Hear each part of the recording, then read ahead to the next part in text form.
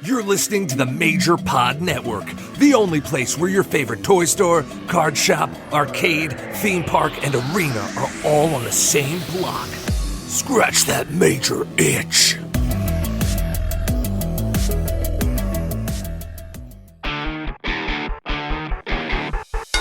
And now, the Game Marks. Welcome to the new and improved Game Marks podcast presented by the Major Pod Network. I am Mr. Anything is Feasible, George Feis. And I'm the man they call Johnny Clash, and today we are playing All Japan Women's Pro Wrestling Queen Legend Dream Battle for the PlayStation 1. How will this game hold up? Are we going to give it a play it forever? Woo! Or a future endeavor? You're fired! We're also diving into WWE 2K22 Ringside Report 1 and a look at the first gameplay. Oh, and don't forget to subscribe and leave a 5-star review for this podcast on Apple Podcasts and Spotify. And stay connected and follow us on all forms of social media at Game Marks Pod. And check out all of the exclusive content we are creating for our Patreon at patreon.com/GameMarksPod. Johnny Clash. What's up? How you doing? How are you doing, my friend? I am running a little late today. I have to be at the arena, quote unquote, for Creative Pro's Intoxication in 1 hour. But listen, I live down the block. It's fine. They'll wait for me. Their bell won't ring without me. A little bit of a new format we're testing out here on this week's episode, trying to trim the fat, as they say. A more condensed, concise podcast that hopefully improves the quality for everybody. Yeah, let us know what you think also after on social media or wherever. Yeah, but little follow-up from last week. Here we go. Jikyo Power Pro Wrestling Max Voltage. A little bit of a different game than we're used to playing, but also kind of similar to a lot of games that we've played in the past at the same time. A glorified Fire Pro clone. How do you feel about it? Yeah, glorified Fire Pro clone, but I think we both played it forever, so that speaks volumes. It felt like a different game than the Fire Pro series, which is why I think we liked it, because it was similar, but not. Yeah, I 100% agree with everything that you said. I mean, rings true from what we said last week, and yeah, going back and playing it for sure. But let's get to the big news here. WWE 2K22 Ringside Report. Let's talk about it. We got a little more in-depth information about the game, a little bit more visual appearance from the game itself. Where do you want to start? Let's start with the actual, just as a whole, the whole gameplay video, because I thought it was cool. They had the director's commentary with the developers in there. They showed, I always go to call him Punishment Martinez. They call it was Damian Priest and Rey Mysterio, and I was impressed because it still had a little bit of the clunk that the past few 2K games had, but it was definitely a lot smoother. The whole presentation visually was mind-blowing. The lighting, the camera angles, I felt like I was watching WWE TV. I gotta say this. The Booker entrance that you saw in like the first minute or two, that new entranceway that they've been using for the last year, where the whole entrance is essentially the Tron now. Mm-hmm. Man, does that translate super well into a video game. Yeah. That it looks so cool. Like that had to be made with a video game in mind. It's so good. We're even getting the Thunderdome, which I thought was really cool. And they said, oh, you're going to see some familiar faces. So much like WrestleMania, the arcade game, and a few others, we're probably going to see some developers in the crowd here, which is a pretty cool feature. Absolutely. They always sneak some kind of little Easter egg in there, but let's talk about this HUD. It's a little bit more condensed than we've seen in the past. Same amount of information, but just a little bit more simplified. Yeah, you have your vitality meter, which is the amount of health, and then you have a special meter, which I love this. You don't have to store up a signature move to use for, say, your just paybacks or what's it called? Like the resiliency and all that. It's a separate meter now, and you have the finisher meter right under it where you could store up to 3 finishers, I believe it is. Yep. And I think that's a pretty cool feature. I was going to say, I think but the combination of the simplified HUD, the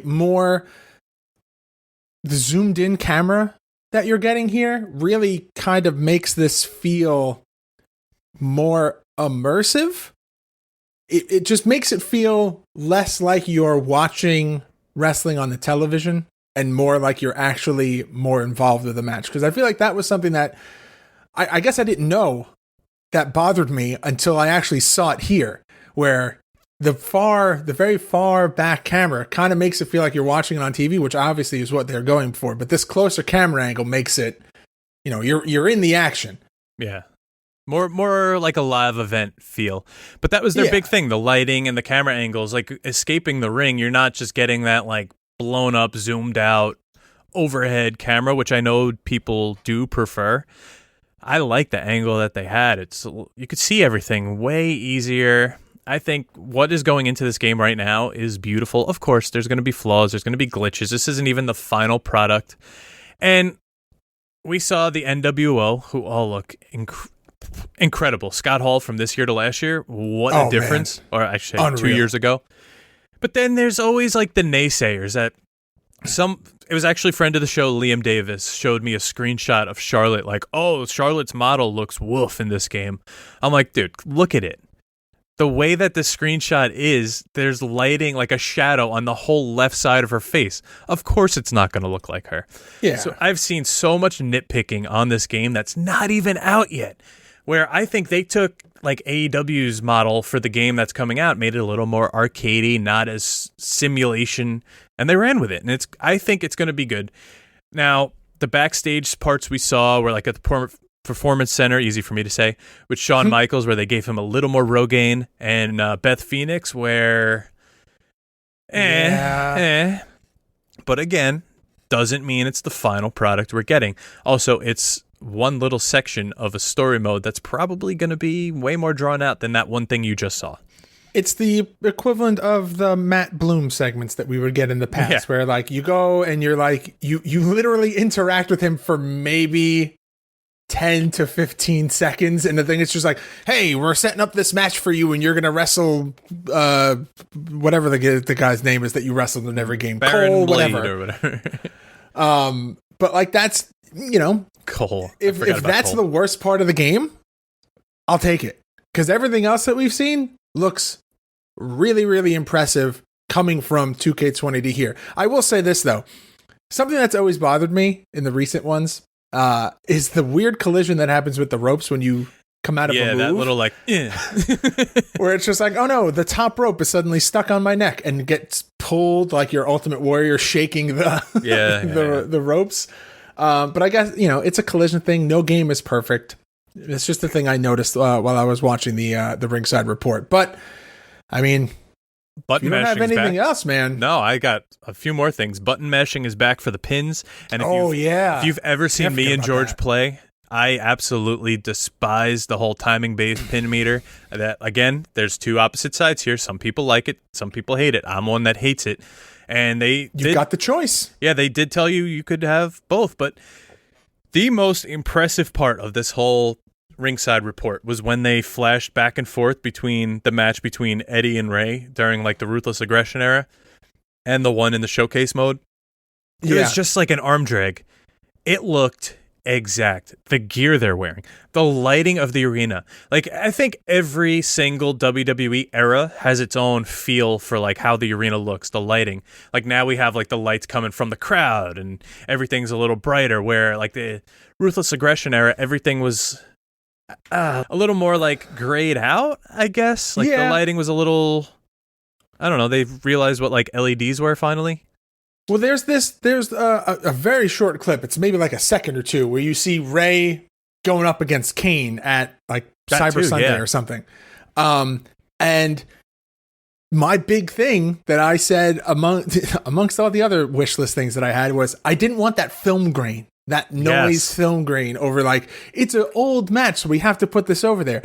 that style has that grayed out, washed out, like hue turned down. Yeah, make it look like how it looked, not the film grain was terrible.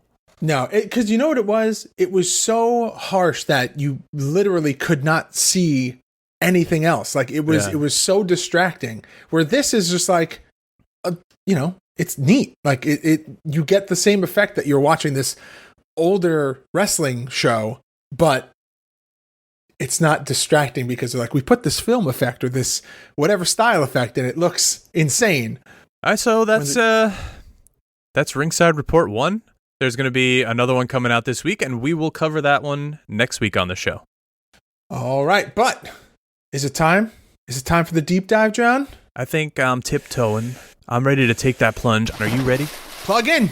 Put on those nostalgia goggles because we are ready to take the deep dive.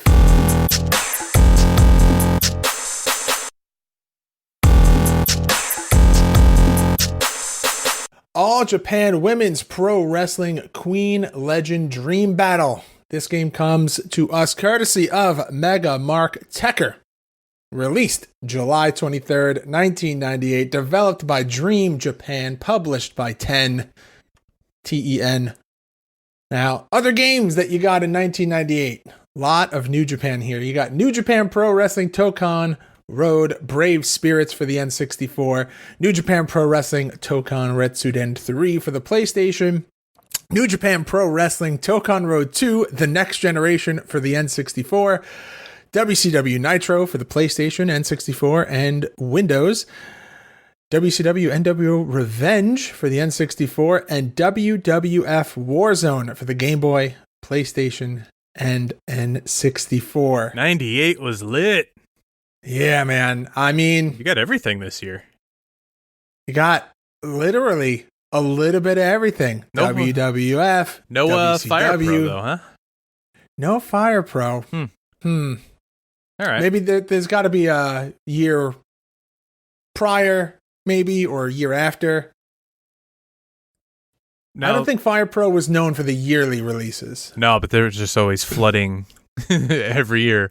We seem to have something by Human, but let's say the real title of this right now, because it is also known as Zen Nihon Joshi Pro Wrestling Zhao Densutsu Yumi no Takosen, but we're gonna call it All Japan Women's Pro Wrestling.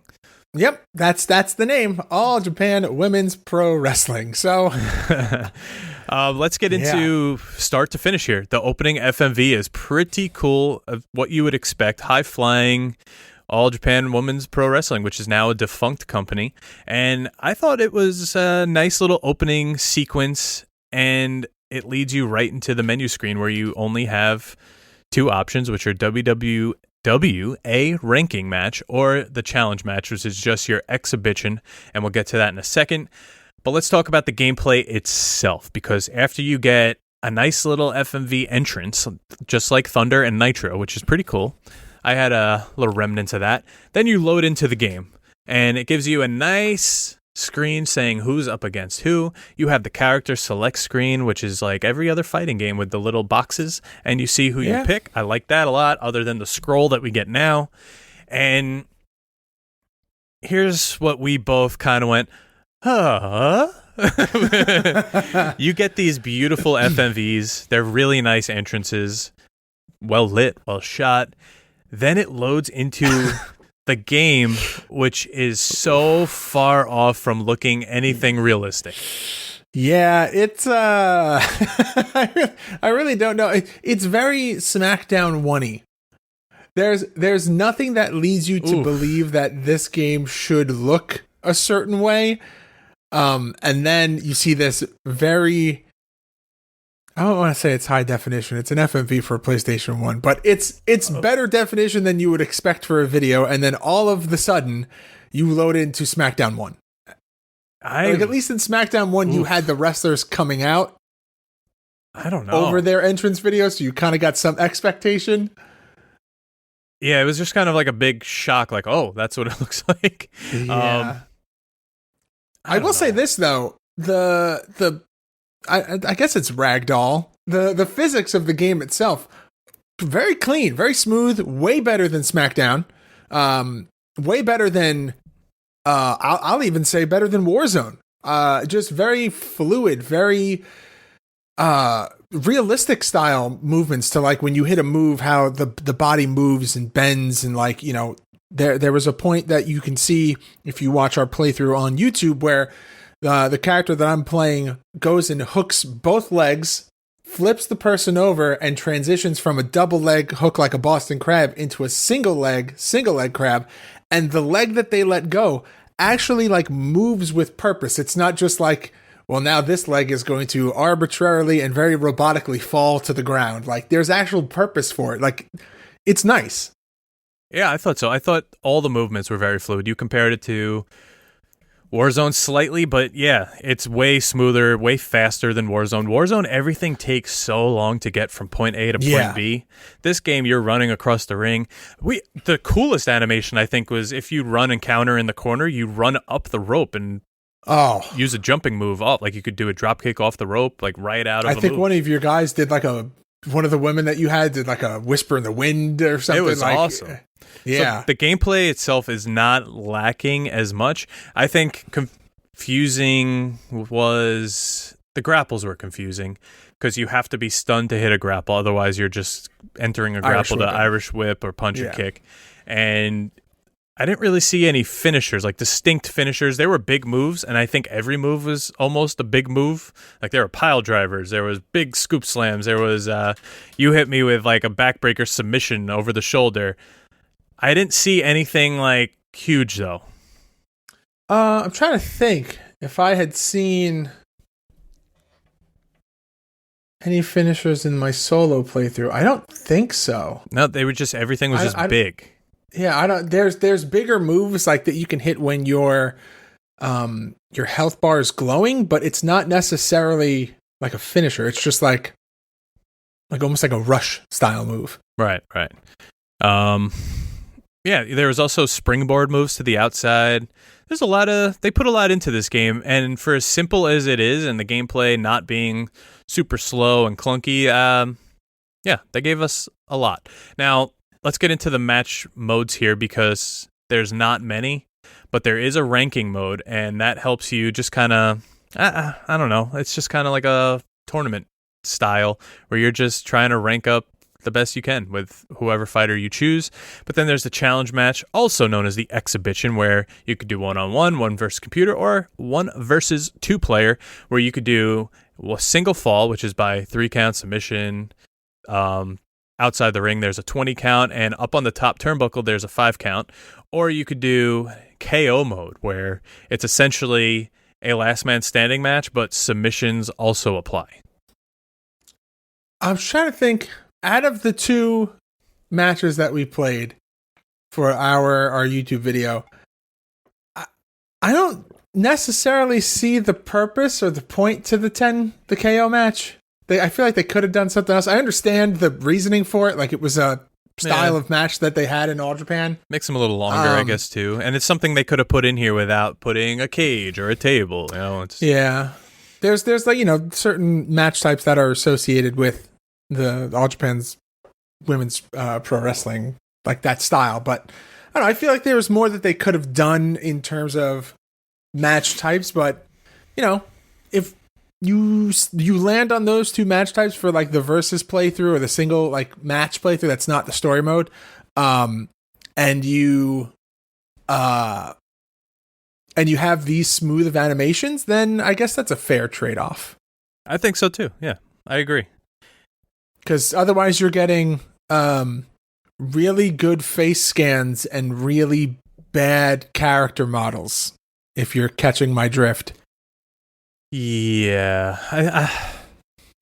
We'll get into the art style in a little bit, but left a lot to be desired. What do you say? I know you're going to make me do it, but what do you say we read through this roster here? Yes, I'm going to make you do it. All right, so total there are 13 wrestlers in the game, and they all use their own voices and entrance movies, which we discussed before, which are just FMVs of the wrestler making a real-life entrance to the ring, which is very cool. You have Yumiko Hota, Manami Toyota, Takako Inao, Karu Ito, Tomako Watanabe, Kumiko Makawa, Asia Kong, Kyoko Inao, Mima Shimoda, Etsuko Mita, Shaparita Asari, Rai Tamada, Yumi Fakara, and the hidden character, Akira Hakuda. Now, I'm very proud of you for doing that. That was all right. That was not bad. Not my best, not my worst. No, definitely not your worst. I think you really struggle. I say you. We both really struggle on the Fire Pro rosters because they're so long. Yeah, that's for sure. Yeah. But hey, hidden characters, man. You love to see it in games. It's fun. It's a very interesting aspect to every game. Replayability always is a factor with any kind of game. So knowing that there's a character to unlock always makes it a little bit more fun. And yeah, my biggest gripe with this this game might be the cover. See, I'm not against this cover because it looks like some other games in the series. Yeah, I think my biggest thing is that I hate the stark white backgrounds. I just hate when it's a wrestling game and there's like, yep, white background. I get it, but this is the one I'm thinking of is Giant Graham, and that's what they're kind of modeling this after, the Giant Graham series. And as the Iron Slam also has the white background. Right. It's a big thing for Japanese wrestling games, but for some reason it's just like just put a texture, give me something.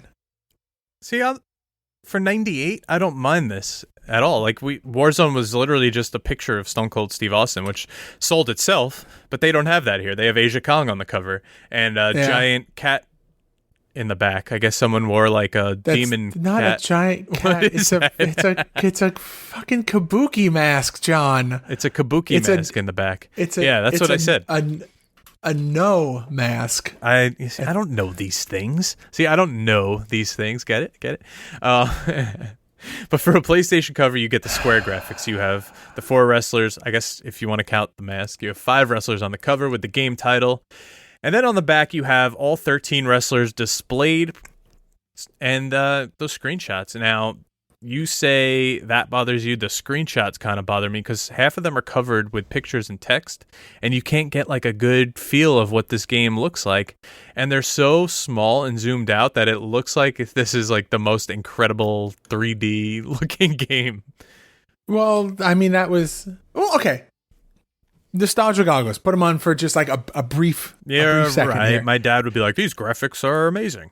Like 96 or 98. It's not bad. It's on par. It's better than Warzone. I don't know about that. I think the shapes of the models are better than Warzone. They're the smaller. The textures, not great.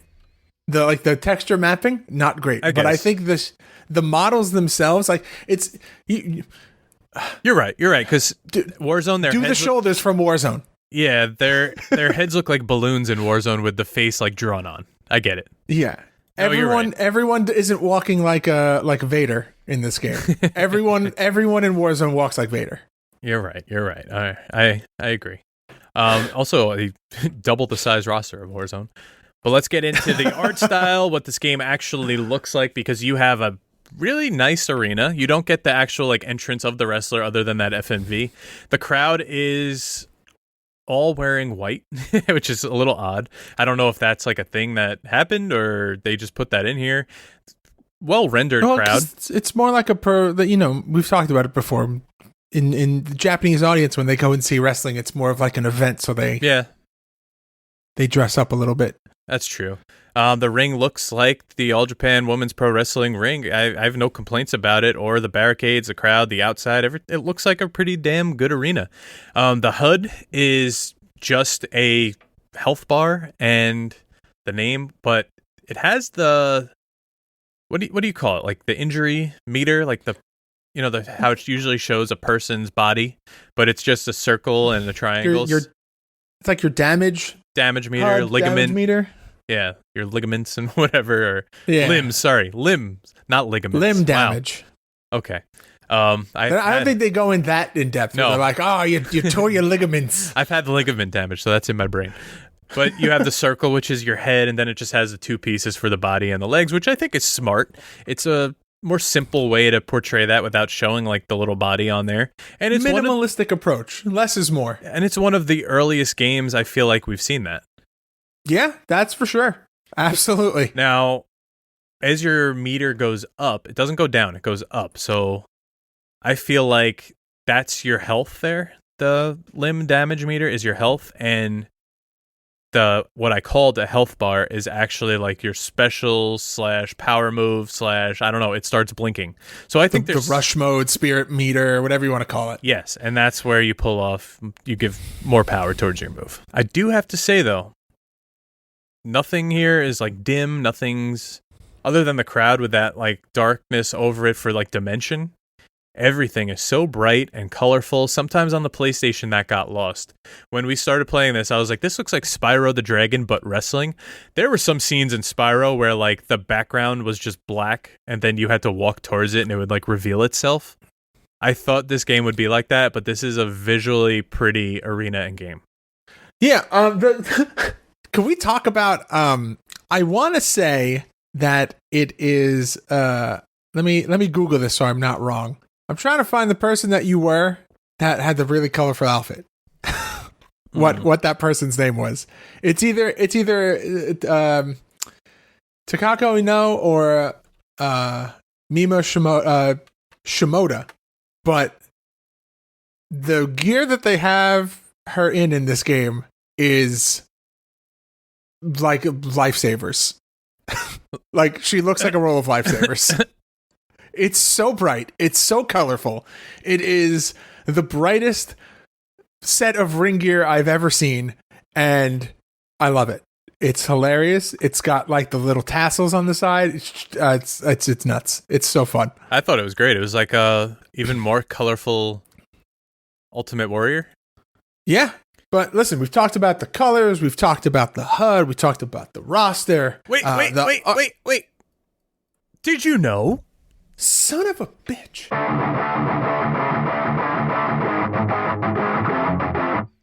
Did you know this game's predecessor, All Japan Women's Pro Wrestling Queen of Queens, came out on March 24th, 1995 for the PC FX console? Did you know Akira Hokuto is unlocked by earning the WWWA rank in the game, which is about playing 42 games? Did you know All Japan Women's Pro Wrestling Queen Legend Dream Battle is on eBay from $30 used to $150 brand new? Now, George. You can't just let me intro the Did You Know? Never. You can cut me off every time? Now, let's talk about this PC FX. Have you ever heard of this console? No, I have not. So it's a Japan-only console. To me, it just looks like 3 Super Nintendos are like glued together, but it's a 32-bit home gaming console. It's developed by NEC and Hudson Soft. It was released in 94, but it only lasted until February 98, where it was discontinued. And Hudson Soft, the little bee. So this is where you might be familiar. It was intended as a successor to the TurboGrafx 16. Okay, that yeah. we're familiar with, but it just looked like it was a flop. Yeah, we have some games that we got to play on that. Yeah, this thing looks pretty cool. It looks compact and looks like a computer. Yeah. Looks like a compact Presario from 1998, and yeah, there's just a port for hooking up a wonky-looking Sega Genesis controller. And they all just used gray because it was probably the cheapest plastic they could find. Yeah, and I think it cleans easy. Oh, and that's like what people read as computers back then. Like, it's got to be this bright gray because that's what every computer case looks like. Huh. Go figure. But all right. We did a lot of talking. We talked about this game, which was something. What do you say we now relax with some ratings and reviews, some R&R? Can't wait.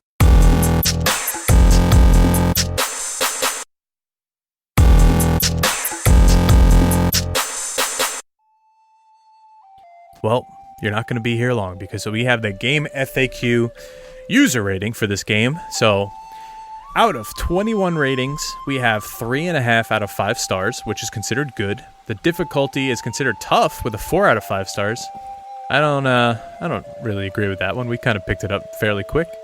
And the length of hours played is 15 hours overall. Yeah, I don't know if I'd put any more time into this game than that.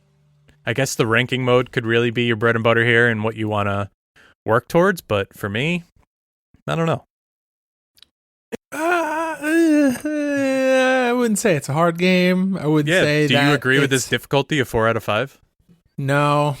I would go like 2.53. Like there was nothing that extravagant about it that would be like, oh, this game was so hard to pick up. But taking everything with a grain of salt, not everyone has a podcast where they play a wrestling game every week. We're kind of used to playing wrestling games, and we've played pretty Warzone much. is harder.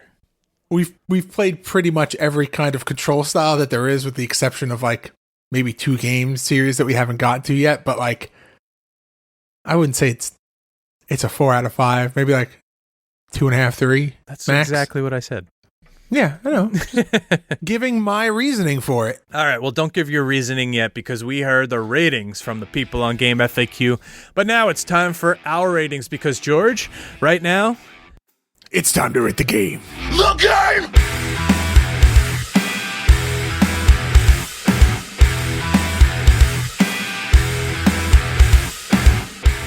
All right, George Feis.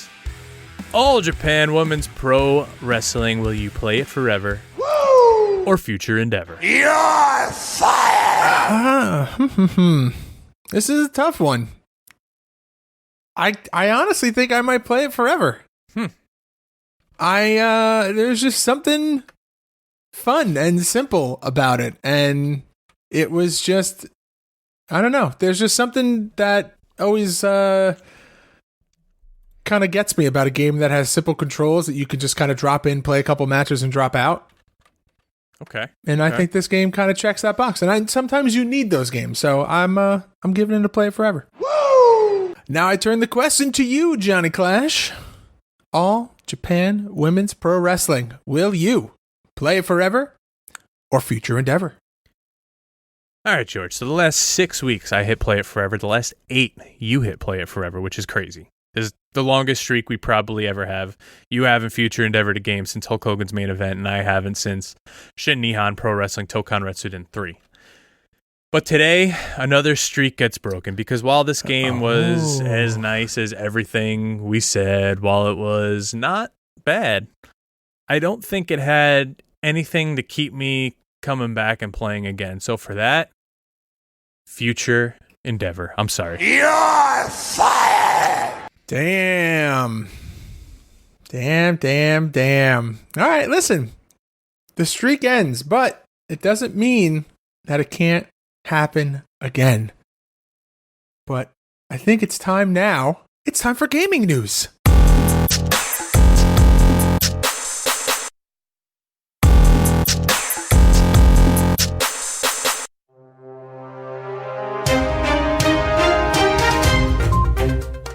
All right, so GTA 6 has been confirmed to be in development from Rockstar Games this week. Ooh-wee.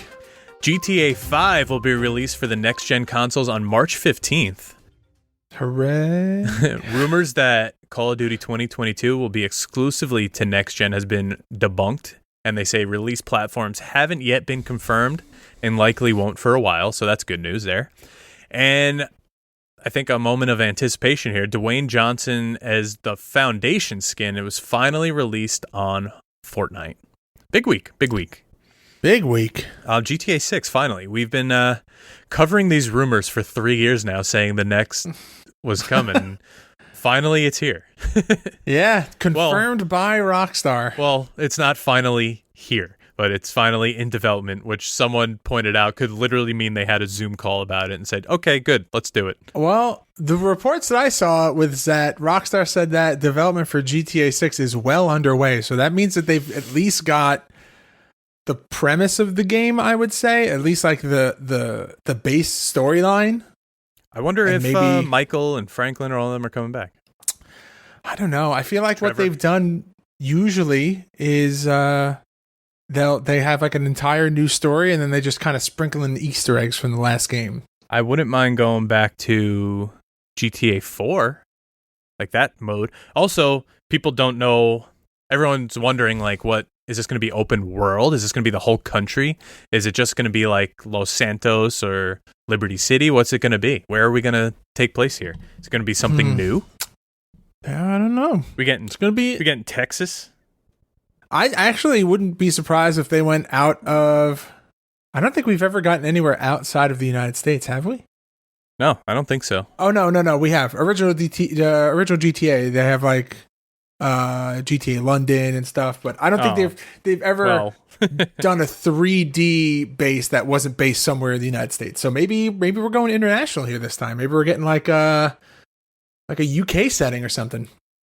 That would be cool. I just don't know if that's what would sell this, to people. Yeah, hey, who knows? GTA is a worldwide series.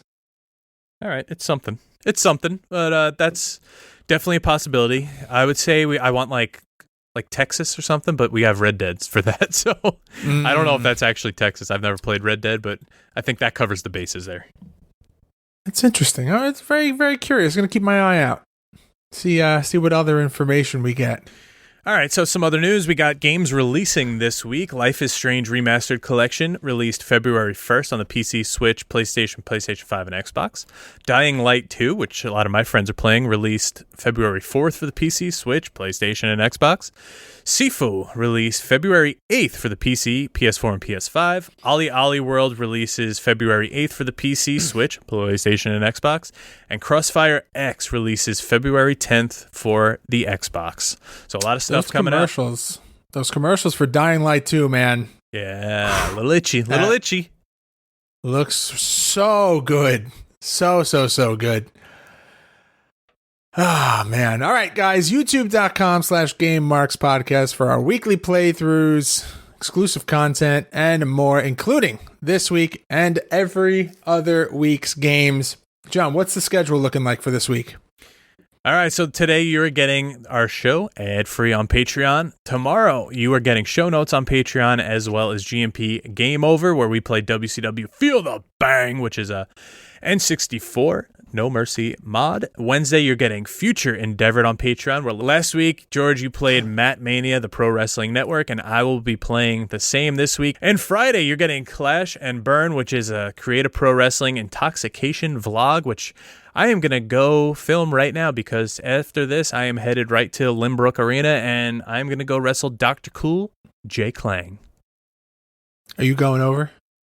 Yeah, I'm going to drive over there soon. No. I mean, are you, like, are you winning? I don't know. It didn't happen yet. You could cut this out, John. Are you winning? It's a pretty good promo video he put out. I was actually impressed. It was a good promo. Everyone should go watch that. It's on. I've retweeted it as well. That was really good. But all right, you ready to hear what we're playing next week, John? I don't know if you're ready for this. Oh boy, let's hear it. Next week on the podcast, we are playing Wrestling with Emotions, thanks to Megamark, Jamie Patterson. Specially requested this one for Valentine's Day. Soups is making us play a wrestling dating sim. So yeah, that's happening. It's going to get real awkward in here, but I'm ready for it. Oh, God. GameMarksPod.com/shop for all our merchandise. ProWrestlingTees.com/GameMarksPod for all of our shirt designs. Patreon.com/GameMarksPod for all of the exclusive content, like our show notes, exclusive shows, and more. At GameMarksPod on all forms of social media. Make sure to subscribe and leave us a review on both Apple Podcasts and Spotify.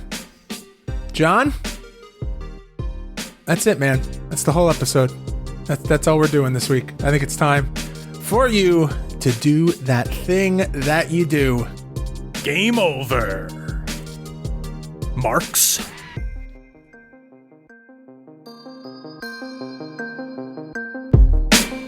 Game Marks Podcast, put them on the radar. Playing rare games, Sega Saturn, no Game Shark. Johnny and George work hard and they play hard. Future Endeavor games and put them in the graveyard. From the deep dive to the clash at the feast. How can I get more? That's question of the week.